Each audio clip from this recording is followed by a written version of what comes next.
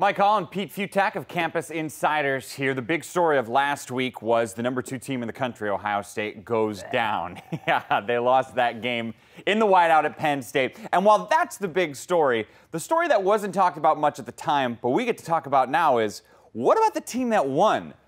Penn State is looking good now. Who would have ever thought that Penn State had a shot to actually win the Big Ten championship? But now, puck's on their stick. They got a chance at this thing. Now, they need Michigan to sort of lose along the way, because if Michigan wins and it's Ohio State versus Michigan, one loss, the tiebreakers work out where they changed it. It used to be that fifth tiebreaker in the Big Ten thing, used to be the college football playoff rankings, but you can't really do that because you can't wait till Tuesday to find out who's going to play in the Big Ten championship game a few days later. So if Michigan possibly loses to Iowa, which they could do on the road, or even if they get upset at Michigan State this weekend, all of a sudden Penn State could win that tiebreaker by winning out.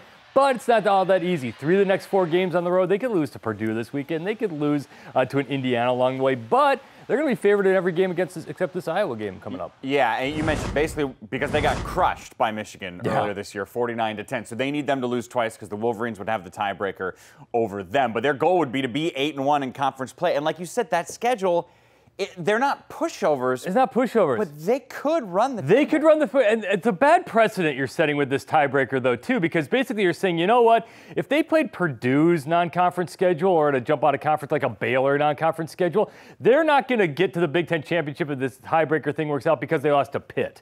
So that's the now Ohio State beat Oklahoma and Michigan State beat Colorado, so they had their challenges as well. But they're basing this off of a non-conference loss. There's just something doesn't seem quite right. How would you fix it? What's the better way to go? I still think if you're going to go, you can't do it logistically, but if you can go by the college football playoff rankings or some sort of a ranking system where you say, okay, look, here's an independent body that is objectively analyzing Team A, Team B, Team C, and saying this team deserves to be here.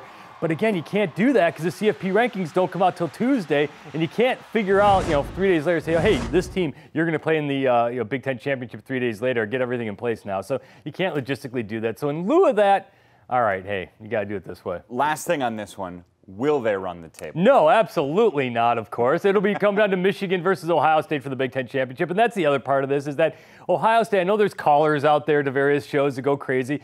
Relax, it's all right. Penn State's going to lose once along the way, probably. Michigan's probably going to win out. It's probably going to be right there for you. Ohio State, win out and you're in, and Michigan obviously win out and you're going to be in the Big Ten championship with a chance to go to the college football playoff. Pete Piutak, Campus Insiders. Thank you, sir. Anytime.